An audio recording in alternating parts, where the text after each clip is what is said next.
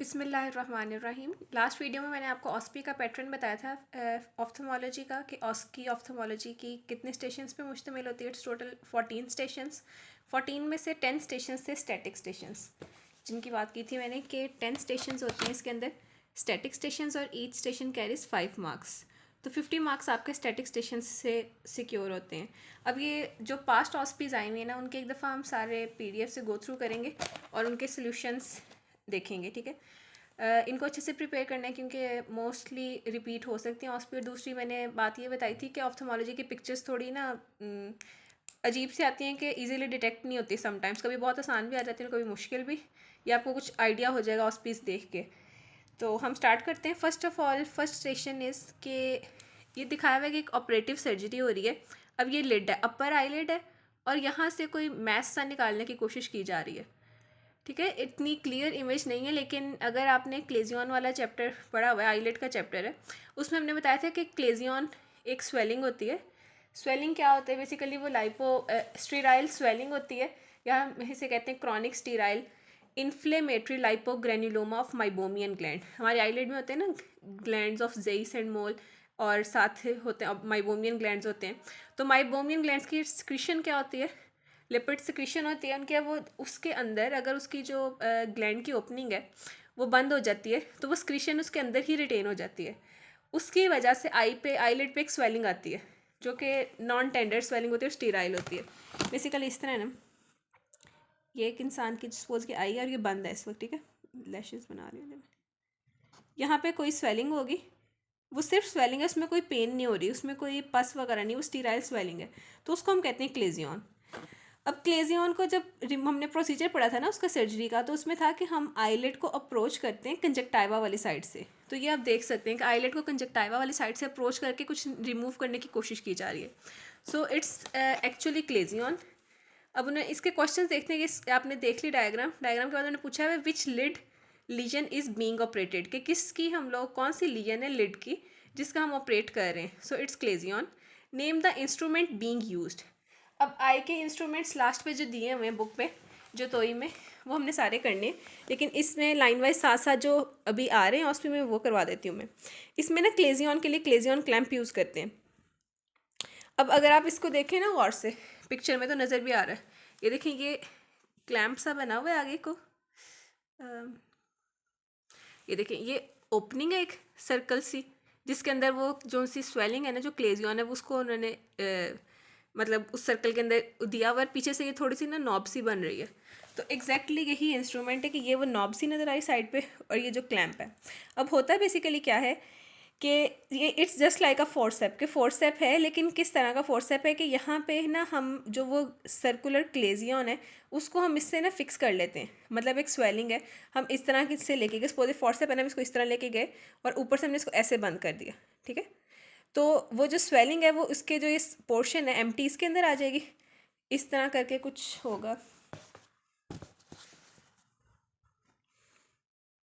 Suppose ये इस तरह है। ठीक है, ये अंदर से खाली है। अब हमने जब लिड को देखा ना अंदर से, ये लिड के ऊपर इस तरह स्वेलिंग थी। ठीक है, और ये इसका नीचे वाला पोर्शन आ गया। अब ये इमेज की हो सकता है थोड़ी सी आपको समझ आ जाए। तो ये जो स्वेलिंग है ना, उसको हमने इस सर्कल के अंदर ले जाना है। ठीक है, सर्कल के अंदर आप ले गए स्वेलिंग को। जब आप स्वेलिंग को सर्कल के अंदर ले जाएंगे ना, तो अब ये लूप इसके नीचे आ जाएगी, स्वेलिंग ऊपर रह गई है। ठीक है, और नीचे से आपने जो उसका वो था उसको ऐसे बंद कर लिया, उसको ऐसे करके पकड़ लिया अब। ठीक है, इस तरह पकड़ लिया आपने, तो स्वेलिंग जो सी वो उसके अंदर आ गई है। और इसके बाद आप इसका ऑपरेट करते हैं। तो ये होता है क्लेजियन क्लैंप। इसको भी याद करना है, इसके डायग्राम देख लें अच्छे से। यहाँ से हम इसको ऐसे पकड़ लेते हैं, ये वाला जो पोर्शन है ये अब बाहर वाले आईलिड के जो उसकी बाहर वाली सरफेस है वहाँ पे होगी, और ये जो इनर साइड है conjunctival side of the eyelid है वहाँ पे होगा, और इसके अंदर क्लेजियन आ जाएगा। ये क्लैंप इसलिए तो हम इसको फिक्स कर सकें। And this is chalazion clamp. It consist of 2 limbs like a forcep which can be clamp with the help of the screw. ये स्क्रू है, इसकी मदद से ना हम उनको क्लैम्प कर सकते हैं, फिक्स कर सकते हैं। To fix chalazion and achieve haemostasis during incision and drainage. अब इसका साथ फंक्शन भी है। फंक्शन में इसलिए करा रही हूँ क्योंकि ऑस्पी में ये इंस्ट्रूमेंट्स सारे आते हैं, बाद में इनको भी करेंगे एक एक इंस्ट्रूमेंट को, अभी साथ साथ जो आ रहे हैं उनको करते हैं।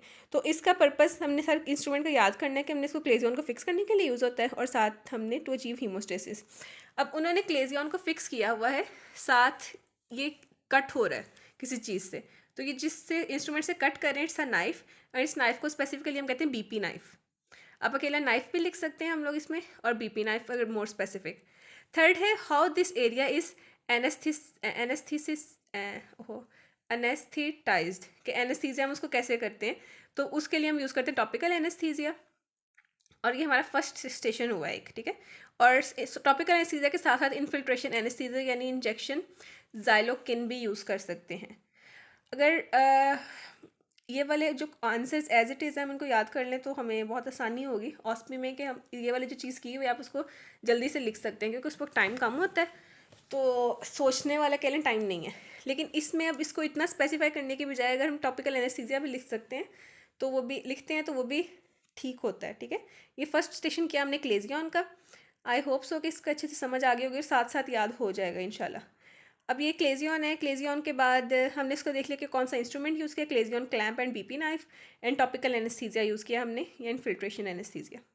इंजेक्शन जाइलो क्या था, ज़ाइलोकिन।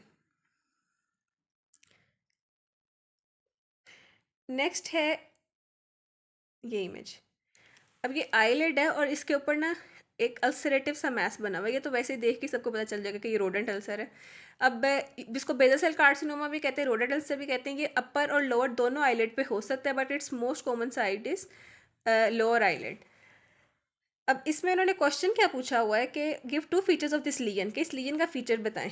अब अच्छा अगर नहीं भी पता ना किसी को कि ये क्या है, तो आप डायग्राम से देख के उस वक्त बना सकते हैं कि सबसे पहले तो ये ब्लैक है, तो आप इसको लिख लेंगे कि एक ब्लैकिश सा अल्सरेटिव सा मैस है, और फिर आप उसको लिख सकते हैं कि काइंड ऑफ वेल सर्कमस्क्राइब्ड है ना, तो वो आप लिख सकते हैं, उसके फीचर्स ही लिखने हैं। और दूसरा कि 2 फीचर्स इन्होंने कहा ये हो सकते हैं।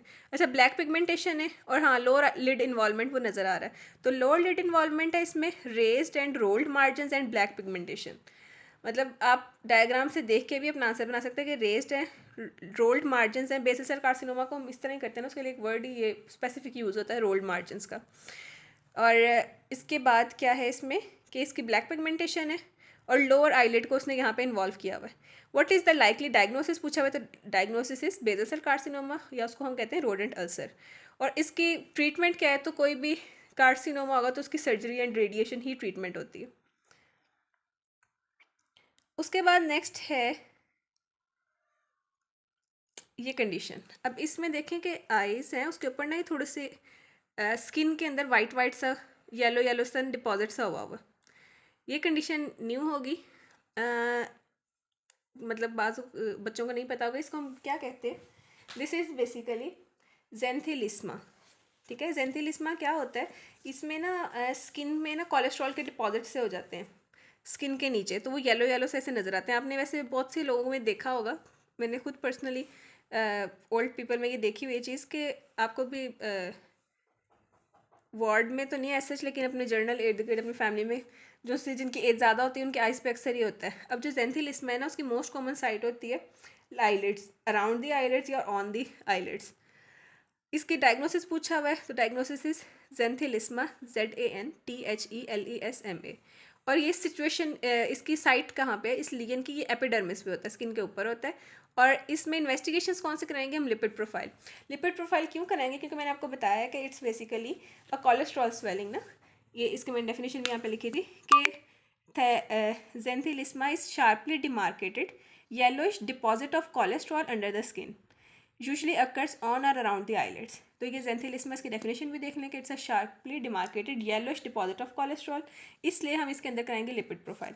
बाकी हम नेक्स्ट वीडियो में करते हैं। And don't forget to like share and subscribe.